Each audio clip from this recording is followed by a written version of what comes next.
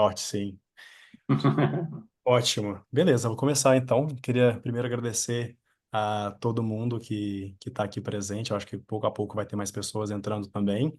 Agradecer a Isabela, o Cristiano, por serem os nossos convidados dessa edição inaugural do BioConnections, e a Mariana, com o consulado, por serem os nossos sponsors com apoio institucional. Vou falar um pouco sobre mim, me apresentar e apresentar um pouco da Balsa para começar. Então, meu nome é Antônio Henriques, eu sou biólogo de formação na UFMG, fiz um mestrado em economia, depois fiz um MBA aqui nos Estados Unidos, na Harvard Business School, e passei os últimos 15 anos da minha vida trabalhando na indústria farmacêutica. Trabalhei na Sanofi com a Isabela, estudei na biologia na UFMG um semestre antes da Isabela também, então nossos passos sempre estão se cruzando. E desde 2015 eu estou aqui nos Estados Unidos, passei um tempo em Los Angeles, a maioria do tempo aqui em São Francisco, e desde o começo do ano eu estou na Momento Therapeutics, que é uma empresa de biotech no estágio seed, que está desenvolvendo neuroprotetores para uma variedade de doenças, incluindo Alzheimer's e Parkinson's, mas nos estágios bem iniciais. E também no começo desse ano, junto com o Matheus, que está aqui presente, e outros colegas e amigos aqui nos Estados Unidos que trabalham na indústria farmacêutica e de ciências da vida, biotecnologia, nós decidimos criar a Balsa, Não, que, tá para fora. que a Balsa... Apareceu aqui, permita que um acesso Oi, direto. Heloísa, você poderia se colocar no mute, por favor? Então, eu estava falando que eu comecei junto com esses amigos, a Balsa, com o objetivo de ajudar a comunidade mesmo de brasileiros aqui nos Estados Unidos a se conectarem mais facilmente, para a gente achar sinergias, maneiras de se ajudar e, em seguida, fazer uma conexão maior com o Brasil, para brasileiros que vêm para cá, brasileiros que voltam para o Brasil. A gente está nos primeiros meses do grupo ainda, tentando decidir quais iniciativas fazem mais sentido, mas no próximo ano tenho certeza que vocês vão ver muito mais sobre a gente. Bem, para a gente começar rápido e falar um pouco sobre biotecnologia, carreiras aqui nos Estados Unidos e no Brasil, eu vou fazer uma apresentação dos nossos convidados, mas antes disso, eu queria pedir a Mariana Ferreira, que é a cônsul adjunta aqui do Consulado do Brasil em São Francisco e a chefe do setor de promoção comercial e do setor de ciência, tecnologia e inovação, para poder se apresentar e contar um pouco mais para a gente sobre o trabalho do consulado, que é bastante importante para os brasileiros e para essa diáspora em ciências da vida. Obrigada, Antônio. Boa tarde a todos. Eu queria primeiro agradecer, na verdade, a iniciativa do Antônio de estar promovendo esse webinar, que pretende ser um primeiro de uma série de webinars, né? Ele entrou como uma das iniciativas do nosso programa de diplomacia da inovação, que é um programa recente, assim, em termos de história do Itamaraty, né? A gente tem iniciativas nessa área de ciência e tecnologia, de diplomação para promoção de inovação no Brasil desde 2017, então há pouco tempo. Desde então a gente tem criado setores de ciência e tecnologia nas embaixadas e nos consulados ao redor do mundo, com essa ideia de tentar promover o Brasil, uma imagem de Brasil como uma nação que promove inovação, que tem tecnologia de ponta, e tentar fazer com que a academia e a indústria se conectem e se conectem também nos ambientes de inovação no exterior, onde a gente está em loco, né? Então, a gente é criador de pontes, basicamente, e a ideia é que a comunidade científica aproveite esse potencial, entre em contato com a gente, peça ajuda, peça o que a gente puder ajudar, a gente está sempre à disposição. E se eventualmente não está na minha jurisdição, está na jurisdição de algum colega, então também consigo, a gente tem essa atuação em rede, né? Hoje são 71 postos que contam com um setor específico de ciência, tecnologia e inovação. Às vezes tem um diplomata que só cuida disso, às vezes ele cuida de outros assuntos também, que é o meu caso aqui em São Francisco é um posto pequeno, então eu faço também a promoção comercial e cultural, mas esse é um posto que tem uma vocação mais forte em ciência e tecnologia do que, por exemplo, em cultural. Então a gente tenta focar a energia e os esforços da equipe mais nessa área. Então, é nosso interesse promover a diáspora, criar uma conexão melhor, mais forte com a academia, aqui e também no Brasil, para que a gente consiga saber onde as fontes poderão ser melhor aproveitadas. Então, eu acho que, em linhas gerais, é esse meu trabalho. A gente tem um LinkedIn do consulado, tem um LinkedIn agora do Programa de Diplomacia da Inovação, que é esse programa que estrutura as ações, né, que a gente faz nos postos ao redor do mundo. Então, convido vocês para seguir essas páginas, para vocês saberem mais ou menos o que a gente está fazendo e saberem como poder aproveitar também o potencial de usar a rede de diplomatas de ciência, tecnologia e inovação ao favor das iniciativas de vocês. Como eu falei no começo, é a primeira de várias, a gente quer continuar essa parceria. A gente já está no nosso planejamento de 2025 fazer outros webinars dessa área, então vocês continuarão vendo aí meu rosto nos próximos webinars do Antônio. Obrigada, Antônio, pela organização. Não, imagina, obrigado a você, Mariana. E é muito bom ver São Francisco entrando no mapa no Brasil para biotecnologia. Eu acho que as pessoas no Brasil ainda pensam muito que São Francisco é só tech, mas tem um biotech muito grande. E depois a gente tem até conversar sobre como fazer uma parceria para o JP Morgan Health Conference, que vai ser em janeiro. E eu acho que tem uma maneira da gente criar algum evento local com o consulado. A gente vai estar, a gente está envolvido na ação, a gente pode conversar depois, assim, mas a gente está envolvido na ação da PEX, a gente vai estar organizando alguma coisa nessa semana, sim. Então, depois a gente coordena melhor. Nesse ponto, desculpa me Claro. antecipar, a gente ia, enfim, como achei, e pretende ir como Nintex, mas tem um grupo de startups indo com a Abkif, né? Sim. E numa iniciativa da Apex. Sim. O Marcos Valadares está levando umas 5 ou 6 startups. 6. O programa selecionou 10, 6 estão vindo. A gente está envolvido com... Eles vão fazer... Tem uma agenda, né, a semana inteira. A gente não vai... Eu não tenho entrada no evento do JP Morgan, nem no RIS, mas a gente está organizando a agenda paralela. Então, na sexta-feira, por exemplo, eles vão fazer uma missão, um tour em Stanford, querem fazer algumas conexões lá. A gente vai estar junto. De manhã eles fazem, na sexta-feira também, a gente vai promover. Existe um grupo... Aqui em São Francisco tem muita coisa nessa linha de tech, né? E tem muito grupo de concentração entre diplomatas estrangeiros, para que a gente saiba o que cada um está fazendo. Então, é interessante a gente promover também o que o Brasil tem de melhor, os outros países saberem do potencial do Brasil, né? E aí, uma das startups vai falar, então, para um desses grupos de concentração, que chama Tech Diplomacy Playground, na sexta-feira. E daí, esse é um evento do consulado, que a missão vai participar, no MC Biolab. Então, tem algumas agendas que a gente vai estar presente.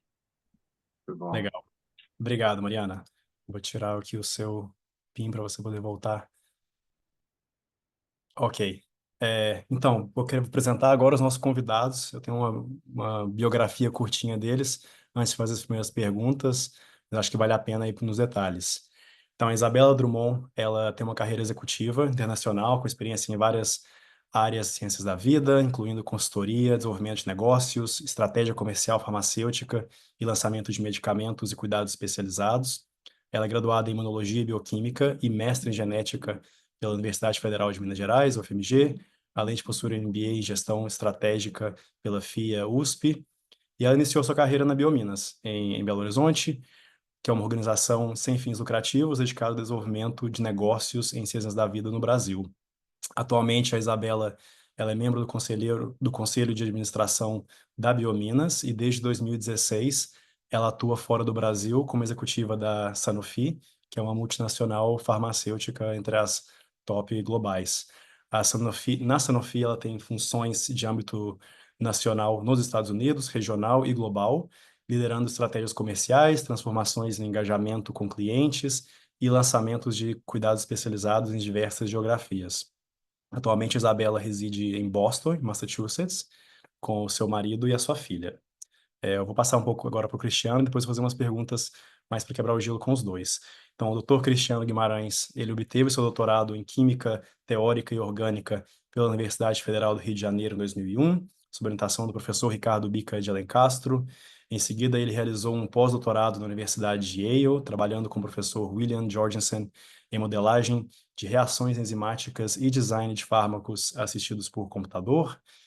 Iniciou sua carreira aqui nos Estados Unidos como Senior Principal Scientist na Amgen e depois na Pfizer. E em 2014, o Dr. Guimarães retornou ao Brasil para liderar a unidade de inovação radical no laboratório Axê. Em 2021, ele deixou a Axê para fundar uma empresa de biotecnologia no Brasil, a Nintex, que significa Next Innovation Therapeutics, e que recentemente arrecadou 10 milhões de dólares. Já falar sobre isso, mas é extremamente significativo, não só para o Brasil, mas para a biotecnologia, então tá de muito parabéns. E ao longo da sua carreira, ele recebeu diversas distinções nacionais e internacionais, além de ser autor de 70 publicações e patentes. E devido ao impacto do seu trabalho, o Cristiano está entre os 2% dos cientistas mais influentes do mundo, de acordo com a Elsevier. Então, vocês já viram que os dois convidados são de peso.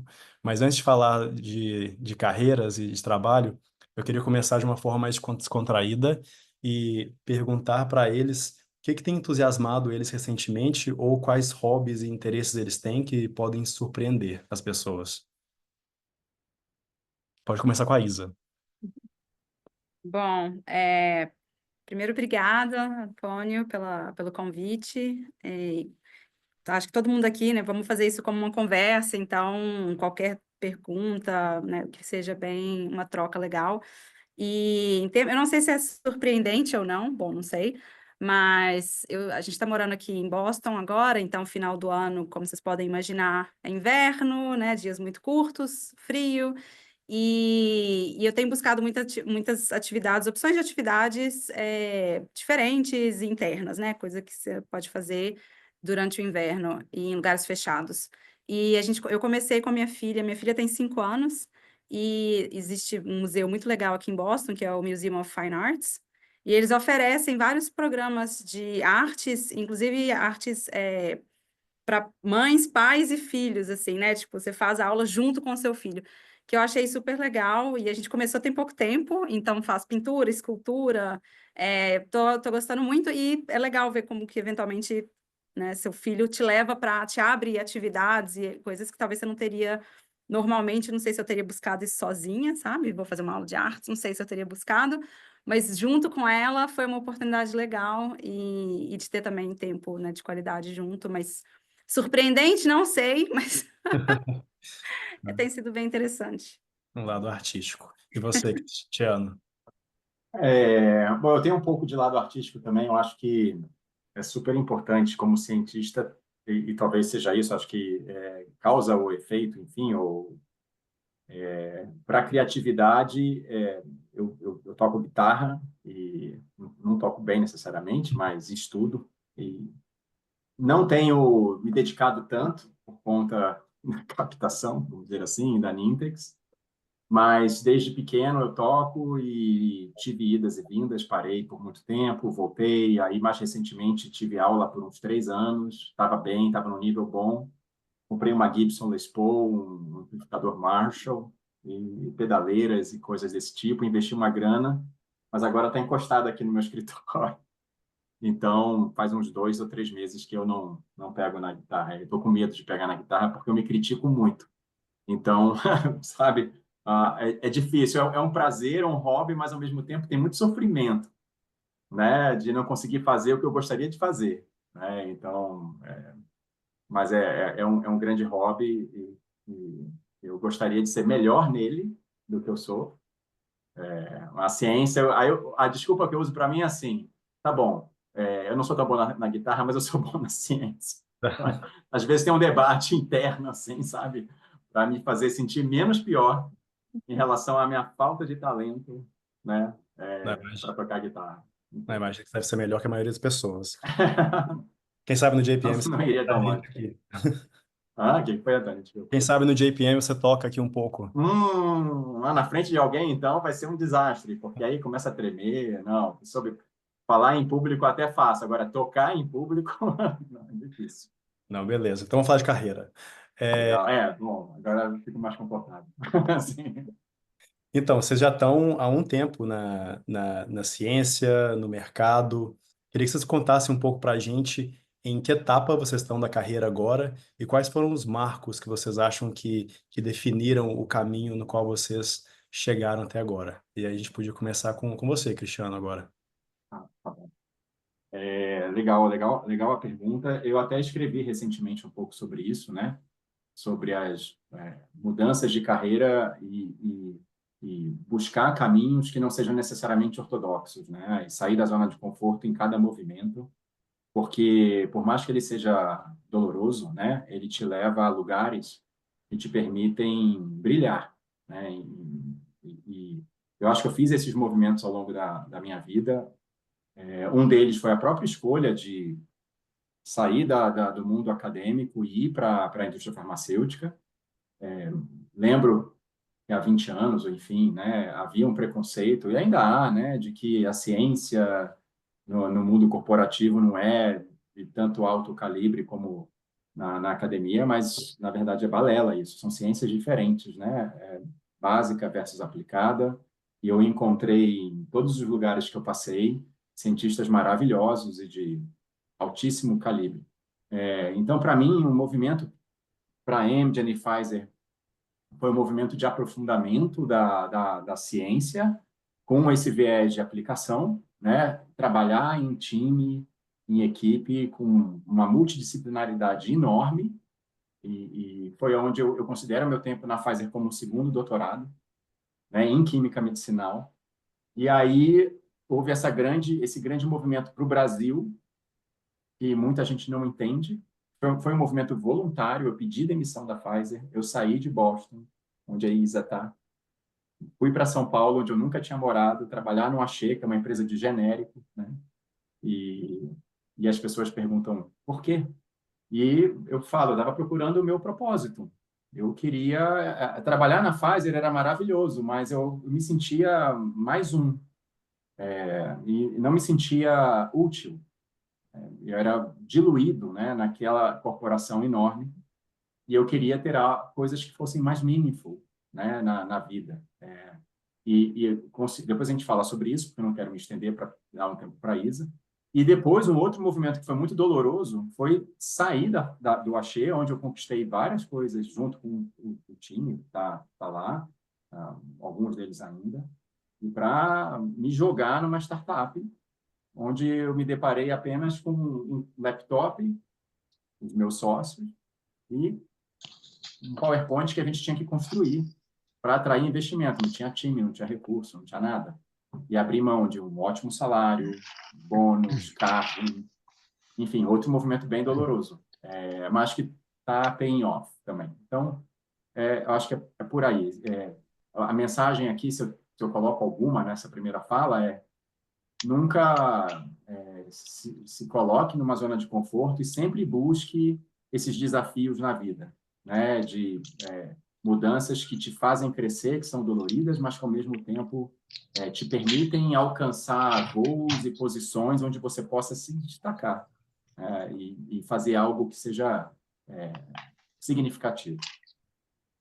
Bem legal, bem legal. A gente vai explorar essa parte empreendedora mais para frente. Você, Isa?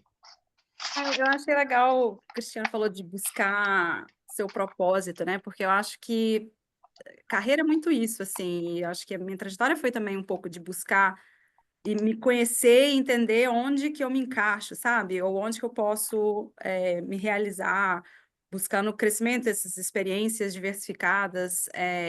Acho que foi isso que me guiou um pouco também. Eu saí do Brasil quase 10 anos atrás, né, para buscar essa carreira internacional, expatriada.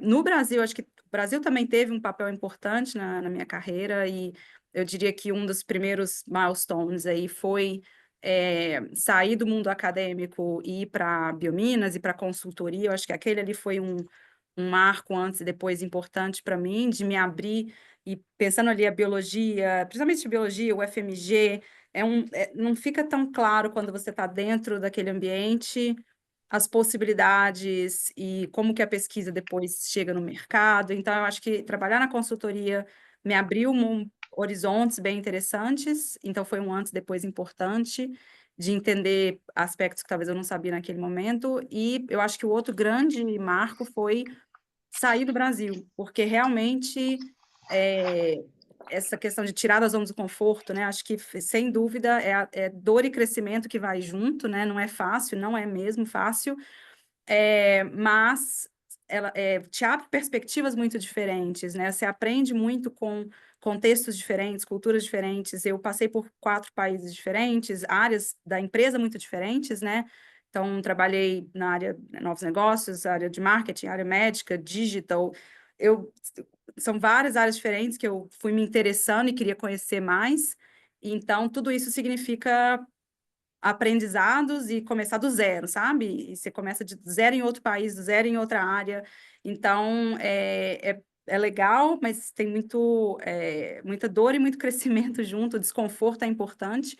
E eu acho que você aprende a ficar confortável estando desconfortável, sabe? Você aprende que é isso aí, o crescimento é isso mesmo, né? No pain, no gain. E essa, acho que eu concordo com o Cristiano, acho que esse é o grande ponto de buscar desafios desconfortáveis. Se você acha que está muito confortável o que você consegue fazer, provavelmente não é a oportunidade legal para você. Tipo, busca esse frio na barriga, sabe? Eu acho que foi isso que essa trajetória minha foi, sempre buscando esse frio na barriga de, nossa, será que eu vou dar conta? Mas a gente Eu- pode falar mais sobre as posições depois. O que eu acho interessante da trajetória de vocês, que tem um pouco a ver com a minha também, eu me pergunto quanto que isso tem a ver com toda a trajetória na área de biotecnologia e farmacêutica, é que vocês fizeram várias transições. Vocês não chegaram a virar o cientista sênior principal daquela linha. Por exemplo, o Cristiano passou de uma empresa para outra com uma área terapêutica bastante diferente e depois passou para a área de empreendedorismo, enquanto a Isa veio da ciência, passou pela consultoria e vários cargos diferentes em países diferentes na indústria farmacêutica. Como vocês lidaram com essas transições?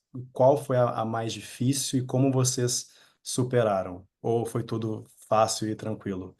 E a gente pode começar pela Isa dessa vez. Fácil e tranquilo, não, te garanto que não foi. É, eu acho que a primeira, eu sempre gostei muito de aprender coisas novas, né? Então, assim, como você bem detalhou das experiências, claro que eu não sou expert em nada, né? Eu sou generalista, de certa forma, porque eu fiz pouco tempo em diferentes posições, em pouco diferentes países, diferentes áreas, mas você acaba tendo uma visão do todo muito interessante, né? O mais difícil, eu acho que é esse aprendizado rápido, né? Quando você entra numa nova posição, numa outra área, não é necessariamente técnico, tá? Eu acho que é mais aprender, ter uma leitura de ambiente rápida, entender a cultura daquele lugar, porque não existe uma cultura única para uma empresa multinacional.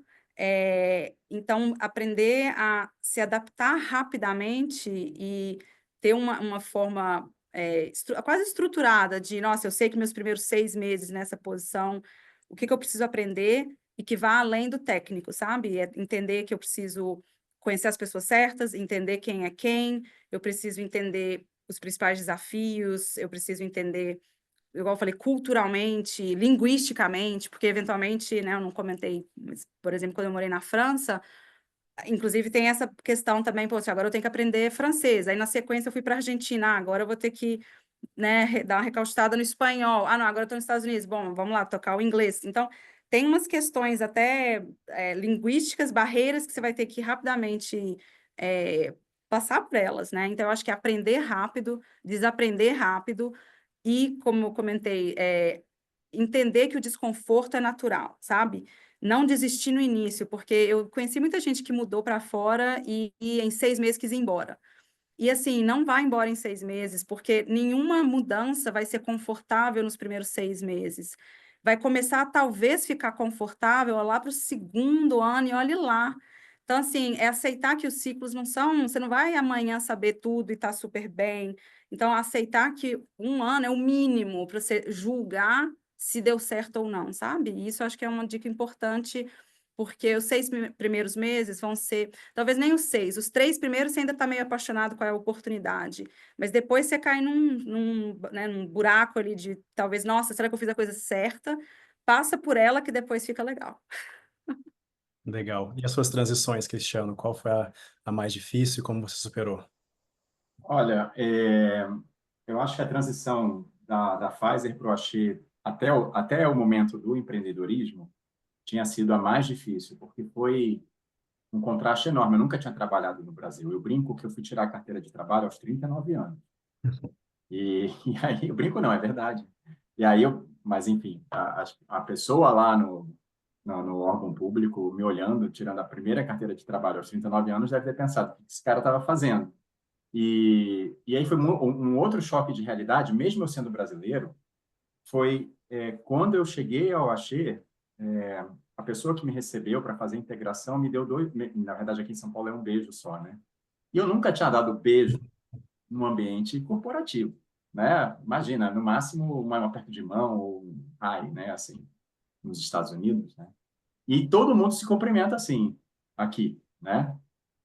E eu, sendo brasileiro, não tinha tido essa vivência. Então, teve esse grande choque cultural. Eu voltei muito duro dos Estados Unidos, então eu sentia que as pessoas se ofendiam às vezes com as coisas que eu falava, porque eu era muito direto nos e-mails, né? Né? Aqui a gente fala aqui, olá, tudo bem, como você vai? E aí escreve não sei o que, um e-mail enorme, enquanto nos Estados Unidos, meus ex-chefe de EA, eu falava, please see me. E aí eu tinha que ir no office dele, e pronto. E nas discussões científicas na Pfizer eram duras, né? Então eu tive que me adaptar a esse estilo no Brasil, que ele é mais as pessoas se ofendem, entender que você tem que ser mais polite, né? Não é nem questão de ser polite, mas tem que realmente dar uma volta antes de você introduzir um assunto, né? Não ser tão direto. Então teve esse aspecto, mas não foi o mais difícil. O mais difícil foi completamente como que eu encaixo a inovação dentro de uma empresa de genérico. Em que sentido? No prazo esperado para aquilo virar alguma coisa e no tamanho do investimento.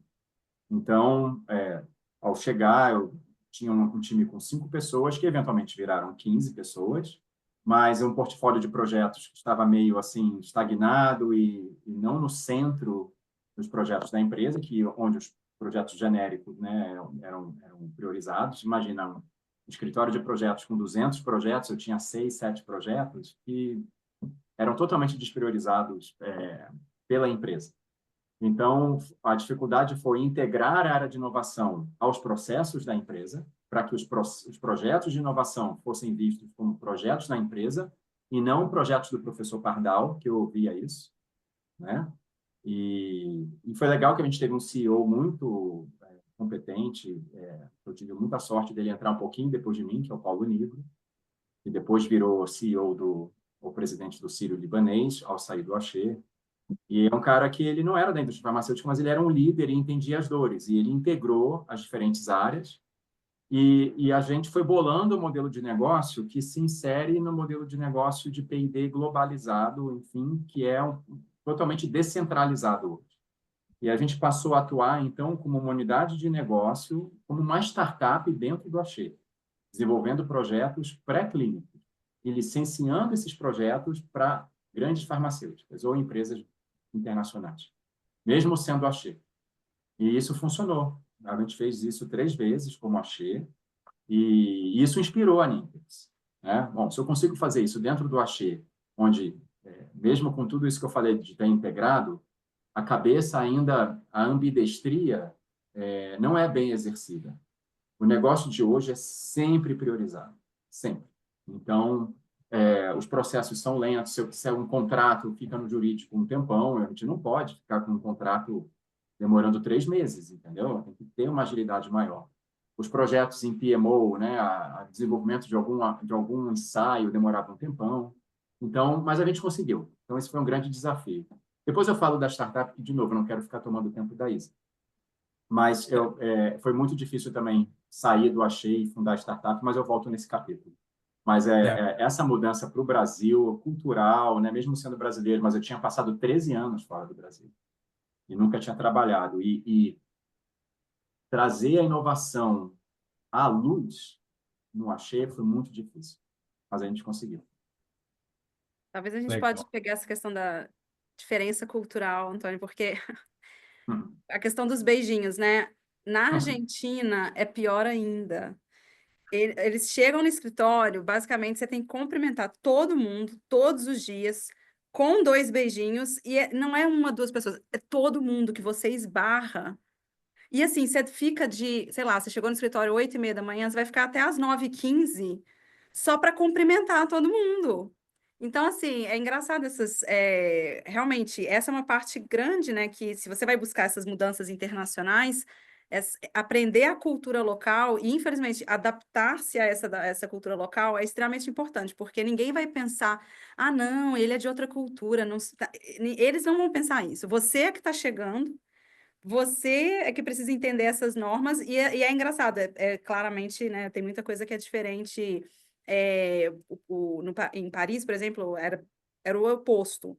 Era uma coisa mais, cada um na sua, aquele escritório super silencioso, que parece que não tem nem ninguém trabalhando, porque fica cada um sentado na sua mesinha falando baixinho, sabe? E você vai tentando entender as normas locais. Poxa, eu não vou chegar aqui falando alto, que, né, brasileiro às vezes a gente não percebe, mas a gente fala bem alto. E aí você percebe, nossa, a gente é meio esparrento às vezes, de falar mais baixo. Sabe, são essas coisinhas que você aprende muito mudando por países, atuando nesses diferentes né, lugares. E acho que a Argentina foi um exemplo legal, porque eu pensava que era muito parecido, sabe? Ah, Brasil, Argentina, irmãos, a gente é muito parecido. Mas tem diferenças de como a informação né, como você toma decisões.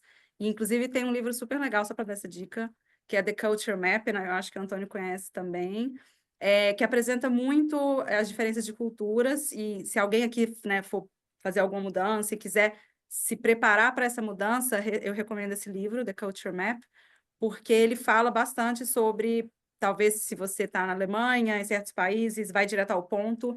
Eu vejo muito isso também, Cristiano, eu vi que você falou. Aqui nos Estados Unidos, você começa uma apresentação com a conclusão. Você vai direto na conclusão. A recomendação é essa, papapá, conclusão. Na França, era o contrário. Não, não, não. Que metodologia? Como é que você fez? Como é que você chegou? Você tem que contar toda uma história para chegar na conclusão. E nos Estados Unidos é um pouco diferente. Então, entender né, o interlocutor, o ambiente para onde você está indo é muito importante. E para essas mudanças internacionais, quem tiver interesse, não é, né? Eu acho que vale a pena olhar mais a fundo esse livro, porque tem umas dicas legais. Que Uma legal. coisa que eu vou passar para você, Antônio, mas só para fazer esse arremate, uma coisa que me espantou muito, além dessa coisa mais warm de cultura, que é um ponto que eu digo até positivo, porque realmente você se sente, a gente gosta de calor humano como brasileiro, e tinha muita brincadeira que deixava o ambiente mais criativo, mais leve. Mas é super hierárquico no Brasil. É impressionante. Os diretores, eu eventualmente virei um diretor, você tem as secretárias não deixam a empresa falar contigo. Elas agem como um verdadeiro muro. Você quer falar com o Cristiano? Não, peraí, mas você marcou hora? Aí eu falei, que isso, calma, pode deixar, pode deixar.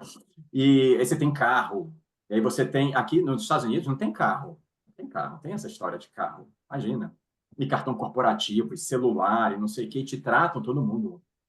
Sabe? Parece que você é Deus, né? E isso é muito ruim. Porque, e lá, agora, na Pfizer, pelo menos na área de científica, né? Não sei como é que é o management, assim, Pfizer Manhattan. E lá, né, é uma parte mais de negócio, né? Mas o management é super informal. Informal no sentido de sentar junto, discutir junto. Não tem essa coisa de ser... Tem até secretária, mas você bate na porta, entra, fala. E no Brasil, não. É super hierárquico. Isso acho que é parte da nossa cultura, né, de camadas sociais. Né?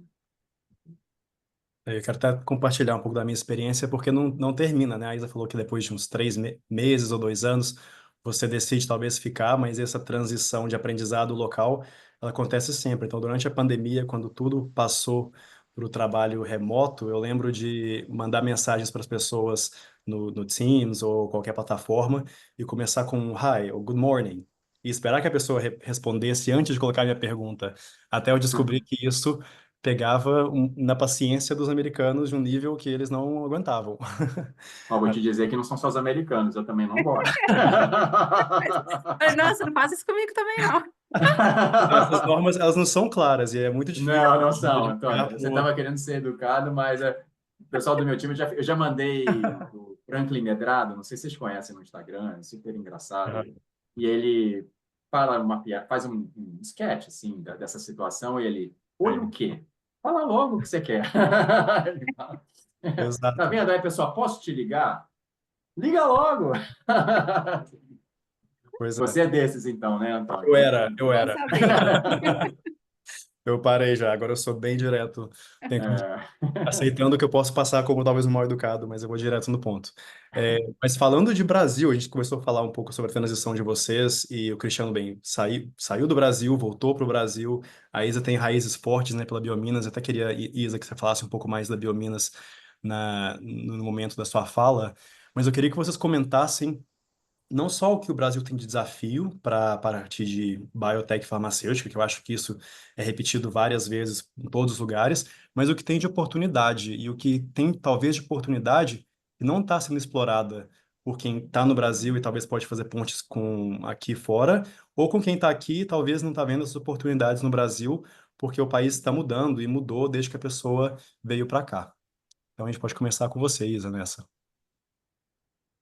Eu, eu confesso que a minha ponte com o que está acontecendo no Brasil recentemente é a Biominas, né? Então, assim, para apresentar a Biominas para quem não conhece, a Biominas é uma organização já tem 30 anos já, eles foram fundados, mais agora eu acho, né? Porque foi em 1990, então 34 anos já. Uma organização sem fins lucrativos, ela foi criada por empresários do setor biotech diagnóstico na época na região de Minas Gerais, mas que hoje tem uma atuação nacional, mas também de pontes internacionais, focado ao desenvolvimento do setor de biociências, então atuando muito próximo a empreendedores, ao mundo acadêmico, a empresas, desenvolvendo né, capabilities, então desenvolvendo a parte de educação para empreendedores e fazendo essas pontes, né?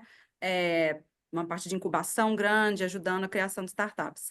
Eu comecei minha carreira na Biominas, como eu falei bem, e a gente trabalhava muito, o que isso era 15 anos atrás, a questão do arcabouço também. Então, regulatório, políticas públicas, quais são os incentivos. De novo, trabalhando isso 15 anos atrás, era muito claro o quanto era importante até educar os atores diferentes desse sistema sobre o que as peculiaridades, né? O que é um ciclo, acho que o Cristiano está falando ciclos de desenvolvimento, de investimento, e até essa educação básica para o investidor, para entender, você não vai sair em 1 ano, em 2 anos. Então, tinha uma parte dos atores públicos também, né, de entender e compreender o que é a biotecnologia, a importância de desenvolver polos de educação, o quanto que o ambiente acadêmico é importante para o desenvolvimento do setor de biotecnologia, né? Essas parcerias do setor público-privado. Então, tinha uma questão muito grande de trazer esses atores juntos, regulatório também, compreender e entender os limites, as formas, né, em que você pode fazer o país ser um pouco mais competitivo. Acho que a gente trabalhava muito essa questão da competitividade. O Cristiano comentou, poxa, se eu preciso fazer um ensaio, eu tenho acesso aos insumos, coisas básicas. Existe infraestrutura no Brasil para fazer biotecnologia? Você tem CMO, você tem, sabe, lugar para produzir, um lote piloto. Então, lá atrás, a gente olhava muito a biotecnologia é muito complexa, né? Tem todo um ecossistema que precisa ser colocado para desenvolver, e principalmente a nível competitivo, porque você está competindo com gente muito grande. Então, a gente olhava muito lá atrás onde que o Brasil pode né, vencer, e tinha uma questão muito de áreas da ciência em que o Brasil é forte, então a gente tentava pegar a parte de, sei lá, imunologia, por exemplo, essa questão da relação hospedeiro-parasita, tinham áreas que tinham pesquisas muito interessantes, e a gente tentava mapear para entender, poxa, vamos buscar áreas em que a nossa ciência é muito forte e tentar começar por aí a fazer essas parcerias. Mas eu acho que eu até vou deixar o Cristiano falar como isso, eu tenho certeza que você vivenciou nesses últimos anos e pode falar melhor como o ambiente está hoje, porque foi lá 15 anos atrás e era uma luta. Não sei se né, se evoluiu e como está, mas legal escutar do Cristiano também. Eu acho que a notícia boa é que evoluiu. A ruim é que talvez ainda falte um bom, né, caminho. Mas antes disso, eu acho que a maior dificuldade que a gente tem aqui é responder a pergunta, que não deveria nem ser, se vale a pena ou não inovar. Então, assim, isso era muito difícil no Axê, pelo menos eu falo no setor farmacêutico, eu acho que em outros setores isso acontece também, que a gente inova pouco. Tanto é que a gente sempre fala a Embraer sempre é o case, né? A gente tem cases tão raros de empresas realmente inovadoras que competem globalmente. A gente vende commodity a maior parte das vezes. Tem a WEG, que é uma empresa de motores, enfim, super renomada. Mas são poucos casos. No setor farmacêutico, as farmas que dominam hoje o setor foram fundadas por representantes, propagandistas. Eles não eram cientistas, sem nenhum demérito. Mas é difícil com uma empresa que tem 30, 40, 50 anos e foi fundada dessa forma para vender genérico, você dizer que vale a pena inovar, vale a pena o risco, um investimento maior, porque isso, enfim, não é só uma questão de ter um retorno maior, mas é uma questão, eu vejo a inovação e projetos mais complexos como uma questão de atração de talentos, retenção de talentos, reputação, né, imagem. Eu me lembro quando o Axê estava inovando mesmo entre 2014 e 2017, né, eu entrei em 2014 e 2017 o Paulo Nigro ficou 3 anos. A gente estava na boca do povo.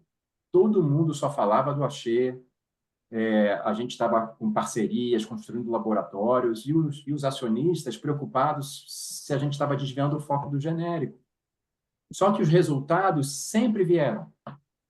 Sempre vieram. Por quê? Porque o cara compra a caixinha e ele fala assim, bom, isso é um genérico, mas eu vou comprar de quem? De quem está inovando e fazendo essas coisas legais? Ou de quem está só fazendo o genérico por fazer o genérico?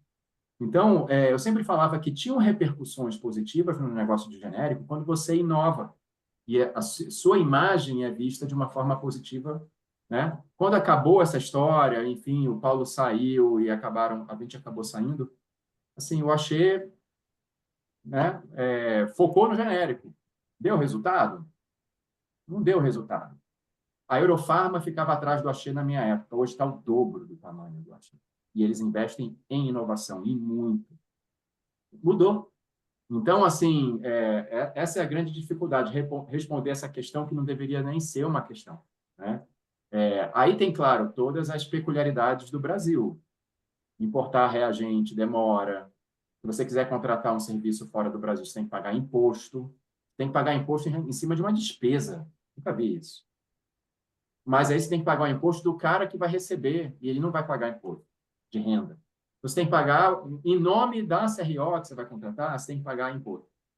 Você tem que pagar PIS, COFINS, IR, CID.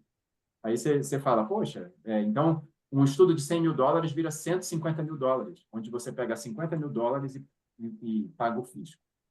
Você quer inovar assim? É difícil. Então tem essas... Aí o que a gente tenta fazer? Onde tem chance de fazer aqui no Brasil, a gente faz. Mas aí você vai interagir com a universidade, poxa, nem todas estão preparadas, não só culturalmente, mas como legalmente e até do ponto de vista de negócios para interagir com as empresas, né? Então é muito difícil você lidar com os NITs às vezes, né? A questão contratual, o pace daquele pesquisador não é o mesmo.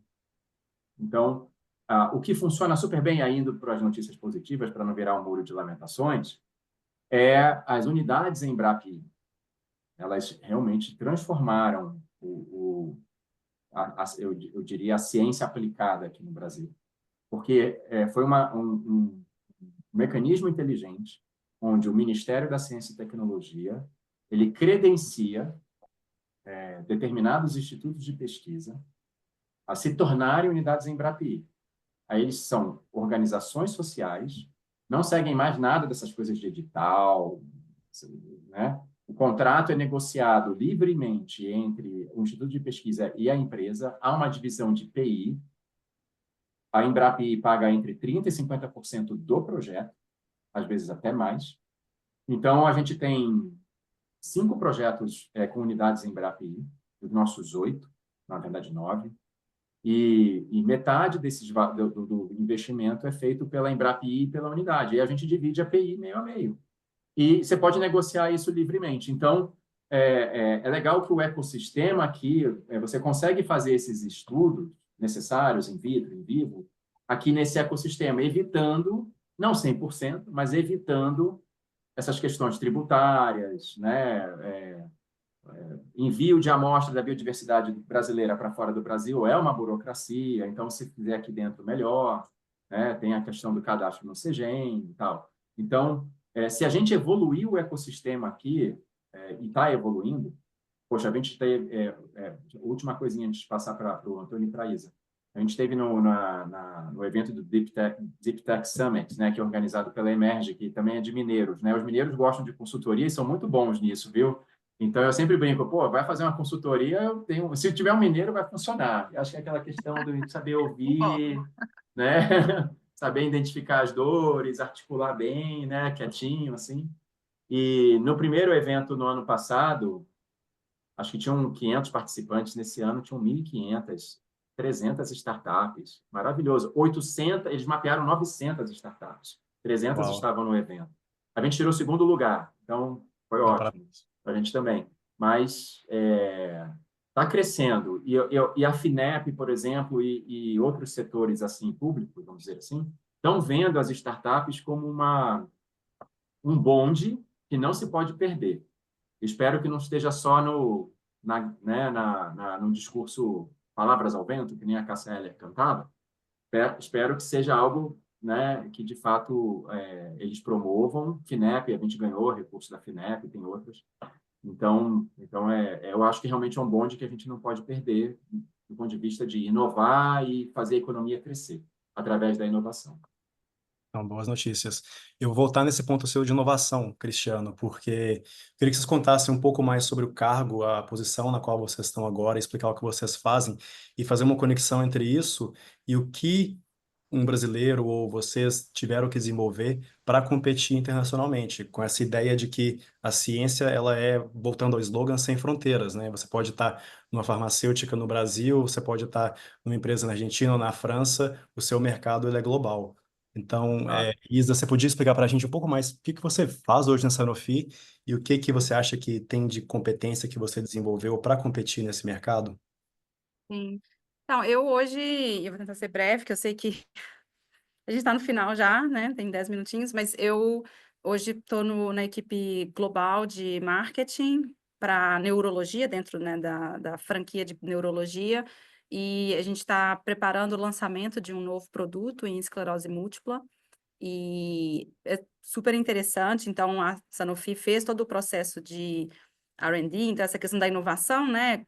Claro que tem muita parceria no meio do caminho, então essa molécula em particular, que é um BTKI, é um inibidor de BTK, ele foi desenvolvido primeiro por uma empresa média, né, que acabou sendo adquirida, que é a princípio a Biopharma, que é muito comum, né, isso acontecer, e agora a Sanofi trouxe esse portfólio, tomou várias decisões, né, a respeito do portfólio, inclusive o que seguir em frente, o que fazer fase 3, e em quais áreas. Então, a gente está com 3 grandes indicações em esclerose múltipla, que vai ser lançado agora, o primeiro país é Estados Unidos, mas eu estou liderando a estratégia global para esse lançamento.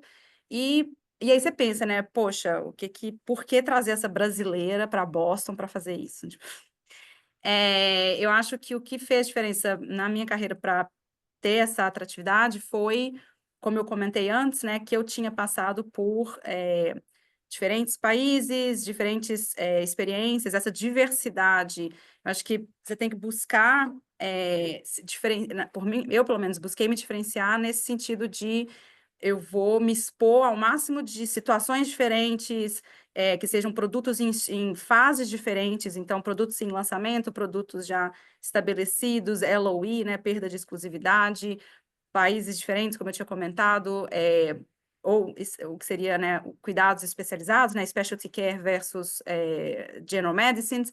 Então, assim, acho que foram 10 anos de uma carreira muito intensa, mas que trouxe uma visão de mundo muito única. Então, eu vejo em várias discussões que a gente tem sobre o lançamento, é preciso alguém que consegue conectar, fazer ponte, sabe? Entender o que um está falando, entender o que o outro está falando, porque, eventualmente, se você não teve exposição a essas diferentes áreas, a área médica, a diferentes visões do que um país está fazendo, o que o outro está fazendo, você talvez não consegue fazer conexões e ver the bigger picture tão bem, né? E eu acho que esse foi um diferencial, e por isso que, pelo menos a minha recomendação é buscar na sua área de interesse, porque no meu caso, como nessa área executiva internacional, eu acho que faz muito sentido essa visão mais generalista, né? Eu acabo sendo mais generalista.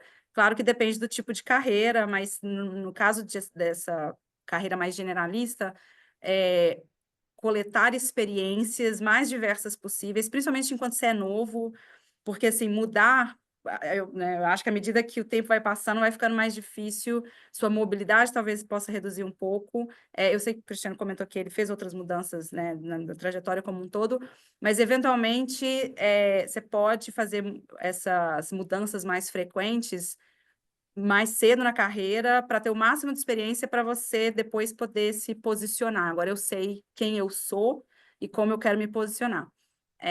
Mas acho que mais ou menos essa visão. Legal. E você, Cristiano? Bom, eu acho que, assim, pensando agora, né, ou enfim, falando sobre a startup, né, uma coisa que é super importante para uma startup de drug discovery, eu acho que é muito difícil, eu acho que algumas pessoas, acho de novo falando, né, desculpe, ficam chateadas quando eu falo isso. Você fundar uma empresa de drug discovery vindo da academia, eu acho que isso está fadado ao fracasso. Não por sua capacidade técnica, não é nada disso. Mas é que você não tem a visão, até a Isa falou isso, multidisciplinar do que é necessário para você transformar uma molécula num medicamento. Então, eu já vi projetos de universidades que estão muito crus. E aí tem um vício aqui no Brasil que as pessoas acham e virou métrica, eu tenho que patentear logo isso. E o tempo de patente já está comendo, né? E a patente está só no Brasil, não foi depositada fora do Brasil, ou estendida, né? As fases através de um PCT. Então, tem muita coisa assim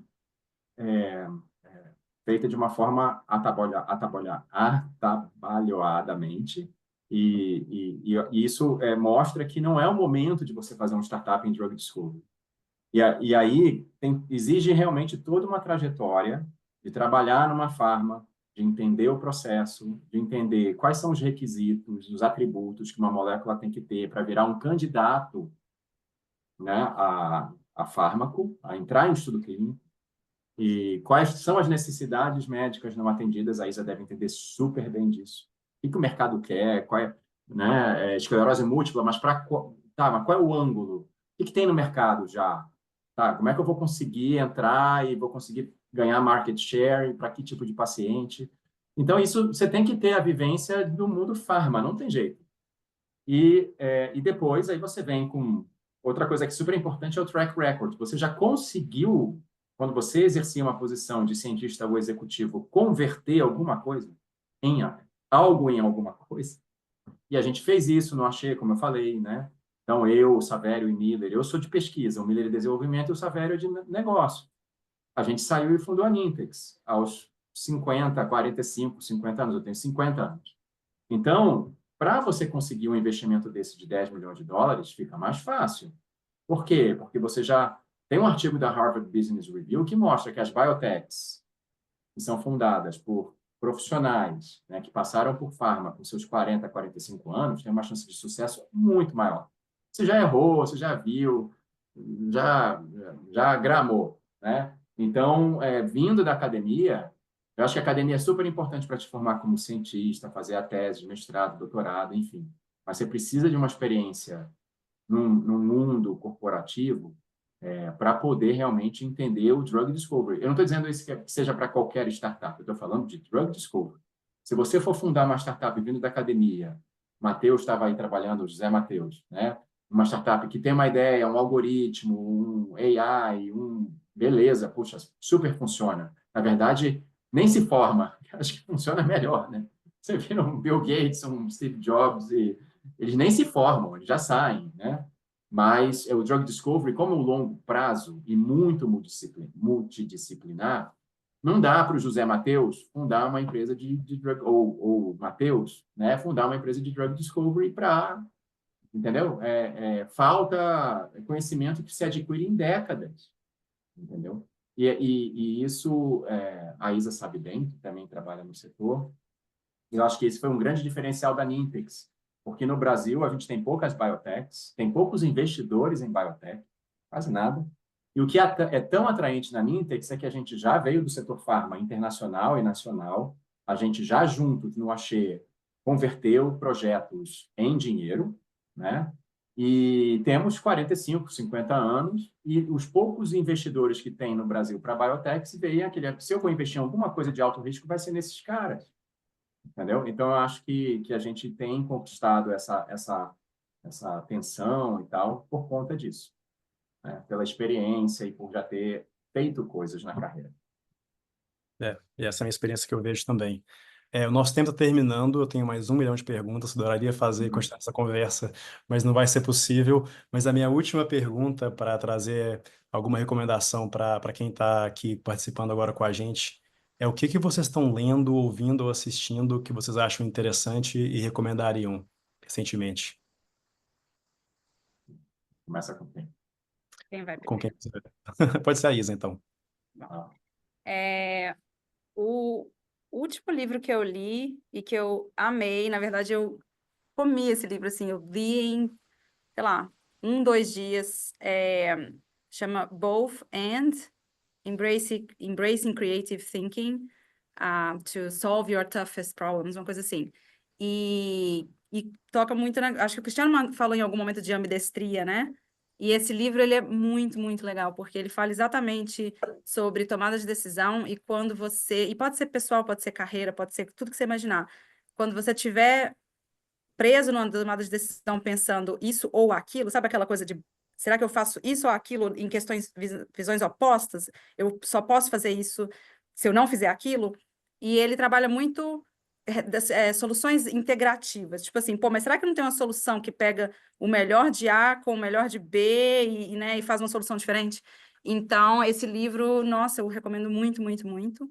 E porque ele abre sua cabeça, de novo, pode ser coisa do seu dia a dia, né? Qualquer tipo de paradoxo que você acha que você está enfrentando, ele te faz repensar. E hoje em dia na empresa, agora que a gente está fazendo um lançamento, o que a gente mais tem são desafios. Então, eu estou aplicando isso no dia a dia. Toda discussão que a gente tem, eu penso, pô, mas será que é isso ou aquilo? Será que não pode ser os dois? Será que eu não posso integrar os dois? Será que eles são realmente tão opostos? E então fica essa dica, porque eu acho que é algo, assim, para mim, pelo menos, abriu, nossa, foi bem legal, então recomendo muito. Legal. Você, Cristiano?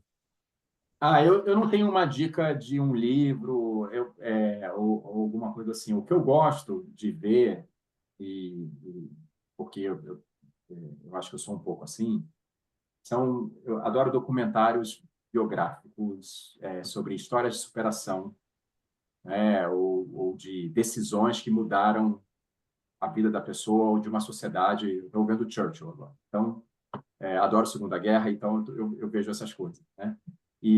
Mas eu vejo também documentários de música, que eu adoro música, e o Quincy Jones e as decisões que ele tomou na vida, enfim. Porque eu acho que decisões que transformam a sua vida, que te elevam, né?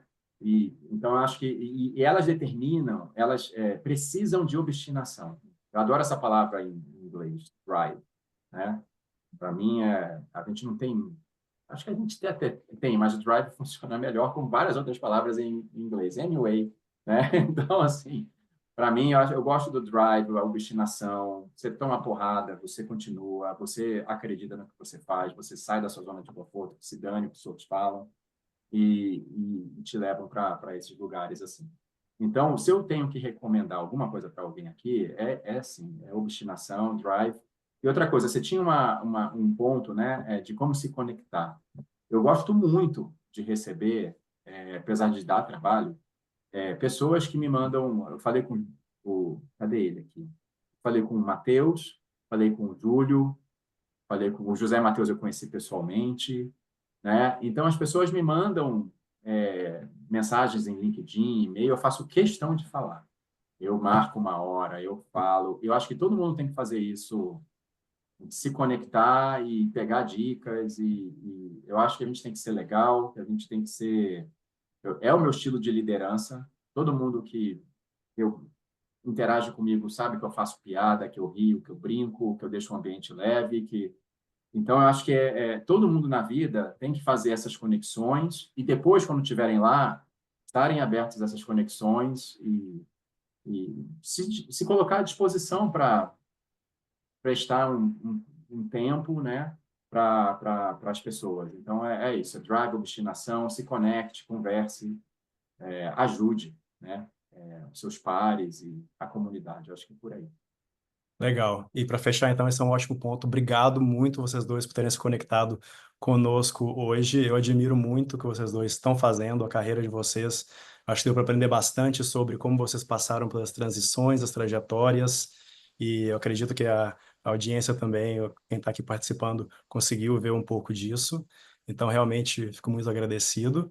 E reitero meu agradecimento também à Mariana e ao consulado aqui do Brasil em São Francisco. E deixo o convite para todos os convidados para se conectarem com a Balsa nas redes sociais, participarem dos próximos eventos, porque esse é só o começo, a gente pretende fazer muito mais atividades para juntar essa comunidade aqui no Brasil.